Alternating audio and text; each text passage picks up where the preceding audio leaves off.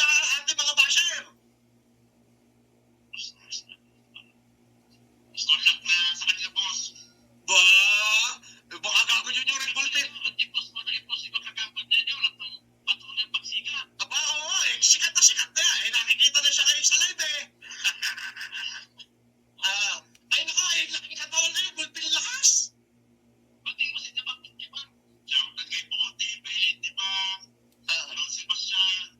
Pudjinyos, Campos. Sa kanila. Aba, ay anong gagawin mo pag nagkita kayo ni Pudjinyos? Basahin ko po sa mga pagmumukha. Babasagin daw yung pagmumukha ni Pudjinyos. Sabi mo, Kulaong, si Pudjinyos ay yung ex mo na abogado na ngayon ni Makagago. Babae yun ah.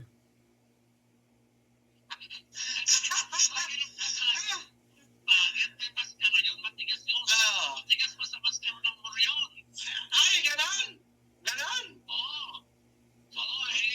Baka nababasakit ka yung maskara. Maskara na naman, hindi naman yung mukha ng maskara.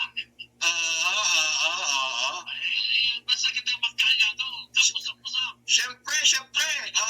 Ayan na. Nagbago na. Puro fake news daw pala si Food Poison. Fake news pa na yun. Hindi kita pinakagaway. Sabi ni Regios, dyan sila nabubuhay sa mga fake news. Mema lang pala sila. Pitipiw-wiw-wiw. Pare, napahiya tuloy. Napahiya, pare. Ito, binas na siya, pare. Sabi niya, puro ka pala kasinungalingan.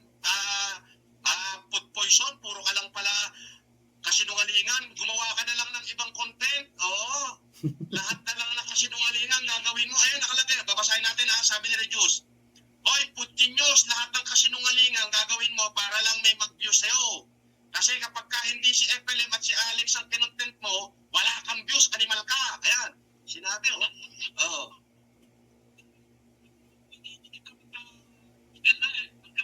Dahil kawawa naman pare, wala silang hanap buhay. Ay, oo nga pare, napashing ko rin, hindi na nga pare nagpapakita ng mukha kasi sabi niya ni Karume, wala yan ay mga kapong, walang itlog. Ang tawag nga sa kanya ngayon pitipiw-wiw-wiw. Pitipiw-piw-wiw-wiw. Ano pare, diba, wala ka ng itlog, isa sa rin takilong bakla. Naku, Diyos ko, sino naman ba yan? Dibak na yan. Ay, isang bangko pare, sabi ko sa iyo, dapat ang pangalan sa'yo, Bangko Pilipino, Logro. Bangko Pilipino, Logro. Ay, Logro pare, tapos yung Montitipidad, Logro din yan, Dibak kasi ang pangalan niya Dibak. Ginawa ko lang Dibangko. Dibangko, Dibangko Logro, ang tawag nga sa kanila ngayon pitipiw-piw-wiw-wiw.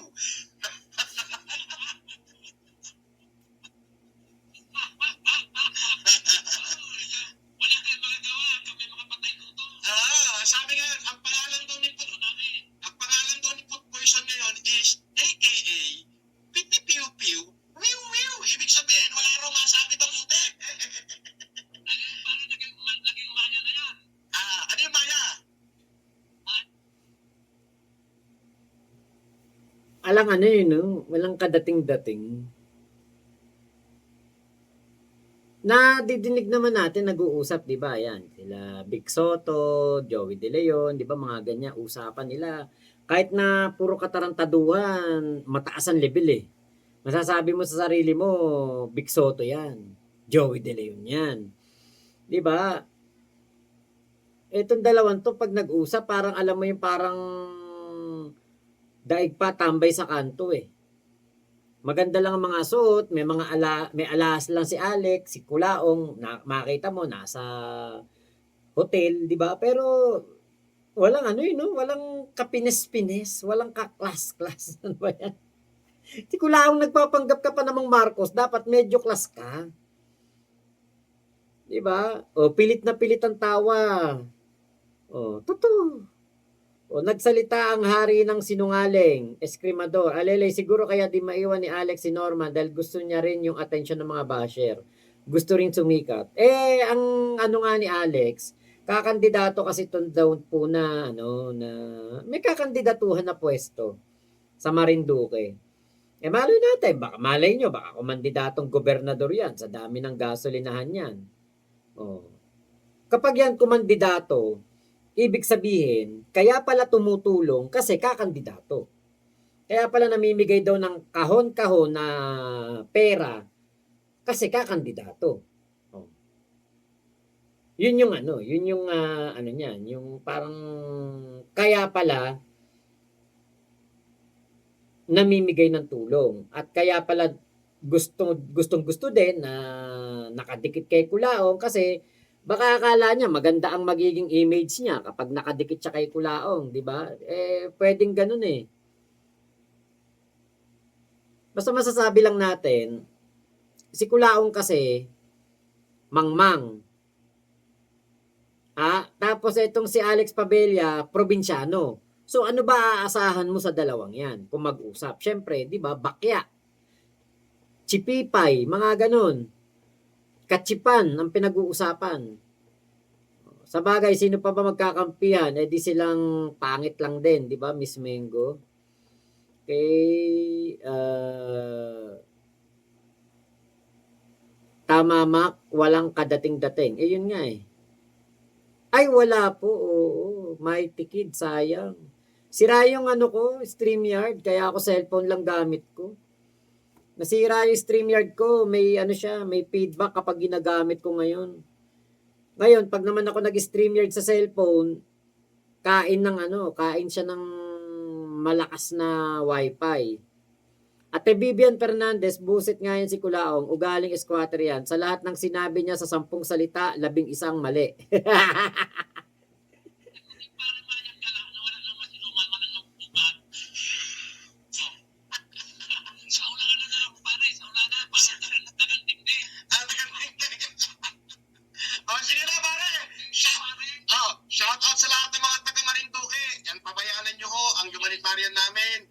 Malalaman nyo ho ang schedule kapag nakita nyo na ho doon sa opisina ng aking kasing kulay na si Congressman Reynaldo Salvacion. Siya po ang mag-a-announce kung kailan kami pupunta ng Marinduque para magkaroon ng optical mission.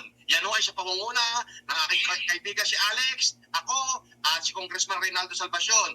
I-schedule lang ho ang hinihintay kasi masyado hong busy ngayon at malalaman nyo ang schedule. So lahat ho ng mga taga Marinduque, pwede ho kayo magkaroon ng libreng check-up at libreng salamin sa mata. Handog po yan. Handog po yan sa inyo ng aking kaibigan na si Alex Pabella at syempre ang aming kaibigan na magiting at magaling na Congressman Reynaldo Salvacion at syempre ang inyong kabalingkod si Francis Leo Marcos. Hindi kasali si PTP Wiw. Oo, isa. Di kalibre. Yun, di ba? Sige na, pare. Pare, shoutout sa'yo. Okay, mabuhay ka. Okay, bye-bye. Bye-bye. Ingat ka dyan. Nag-name drop na naman ng politiko. Di ba dinenay siya niya nakasin? Kasi nga, yung pala, ang gustong pakahulugan ni Kulaong, kasing itim. Yun pala yun. May bagong kasi na naman siya. Pero yung ano niya ay kasing itim daw niya. Di ba may tikid, napaka-corny nilang dalawa? Ang corny talaga, yung kanilang pag-uusap, yung usapang parang mga metoyo. Ang corny ng tandem ni Alex at Norman, hindi nakakatawa yung mga jokes kahit peke accent ni Norman na Batanggenyo. Eh di ba noon pa naman yan, magugulat ka biglang magiging Batanggenyo, biglang magiging Ilocano. Ang kapal ng mukha mo talaga, Kulaong, hindi ka Marcos, buisit. Ayan naman talaga ang ano dyan eh, Ate Laila Rodin. Yung akala mo siya, yung, di ba, ipa-plug niya yan, ganyan, pagtulong, kuno, pero walang dating eh. Kasi expose na siya na hindi naman talaga tumutulong. Ganyan magkwentuhan ng mga, mabuti pa nga magkwentuhan ng mga ganyan eh, yung mga gumagamit eh. Ganto magkwentuhan yung mga may toyo.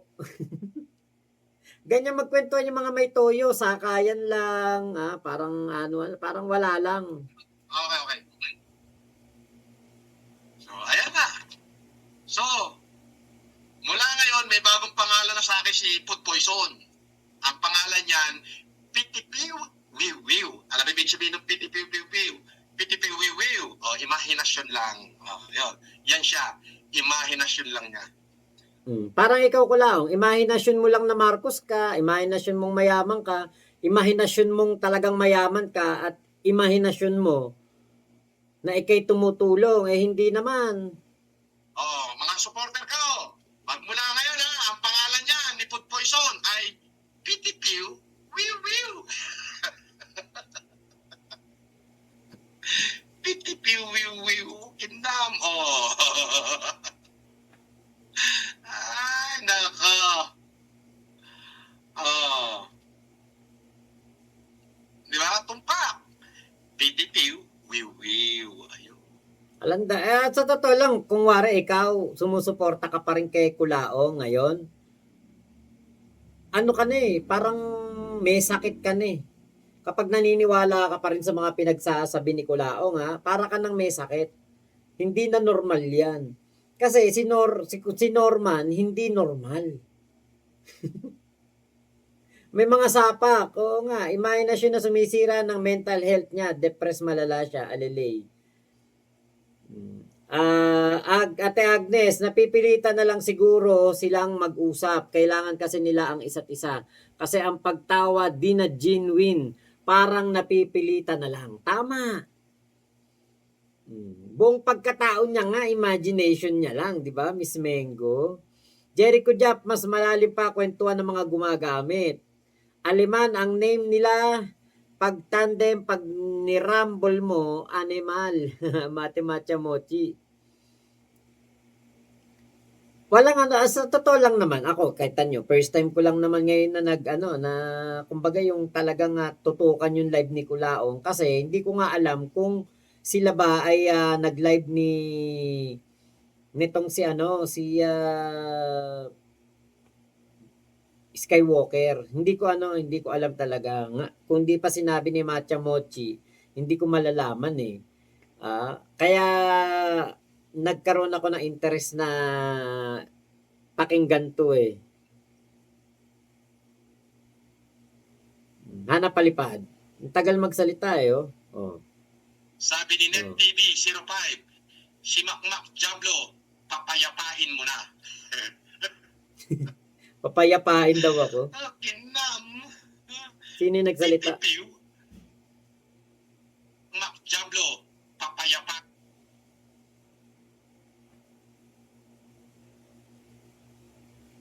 Sabi ni NetTV 05, si Makmak Diablo, papayapain mo na. Basher yun. Ano ko na yun, nakita ko na rito yun sa channel ko. Nagko-comment dito yun. Paano ko papapayapain niya si Kulaong? Kahit nga isang pitik lang sa tenga, hindi niyan magagawa sa akin Kinam. Pitipiw. Wala. Walang masabi sa akin si Kulaong. Pahiya yung nag-comment. Binasa lang. Binasa lang, walang sinabi. Kita niyo, wala man lang sinabi si Kulaong sa akin kahit isang bagay, 'Di ba? Wala man lang sinabi kahit isa Hindi man lang sinagot na sige, papapayapain na natin 'yan. May political power. Diba? Diba? Ayun.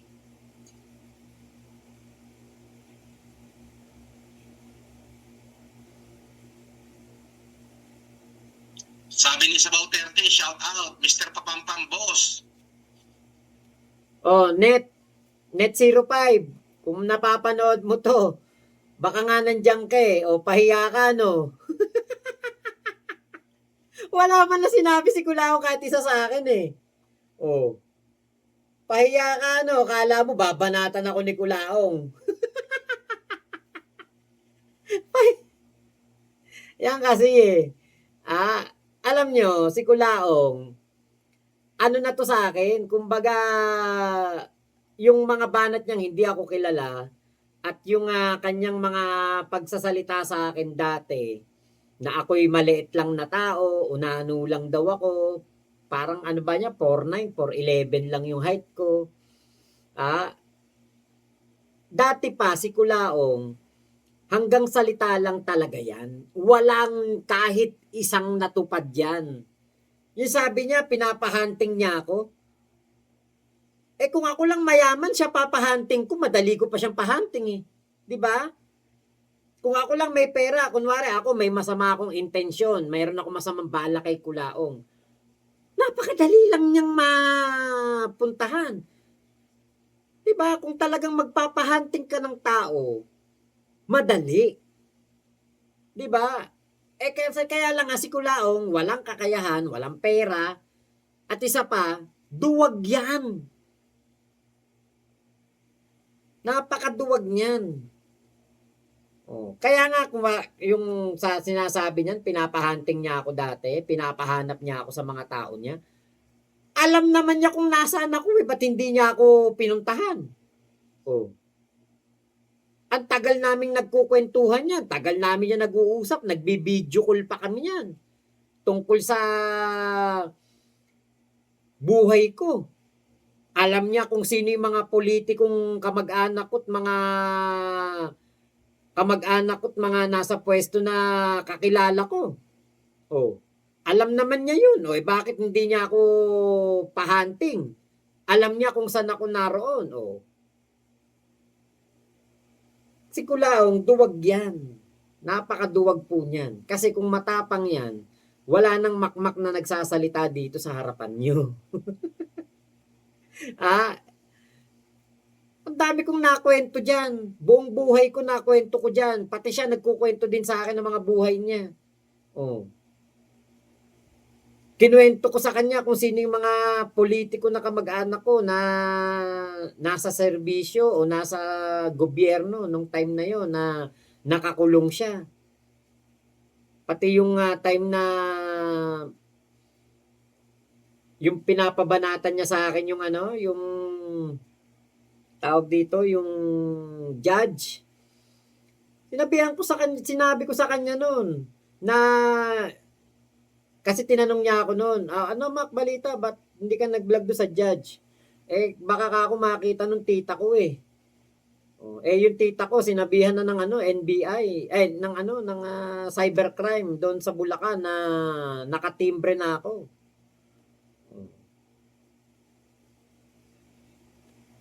Yung sinabi kong meron akong kamag-anak na politiko parang gusto pa niya magpatulong parang sinabi ko na lang, talagang sabi ko, kasi simula nung sumuporta ako sa'yo, parang tinalikuran na ako ng pamilya ko. Yun ang sinabi ko na lang. Talagang nagalit sa akin yung tiyahing ko, yung bunsong kapatid ng nanay ko. Nagalit talaga sa akin.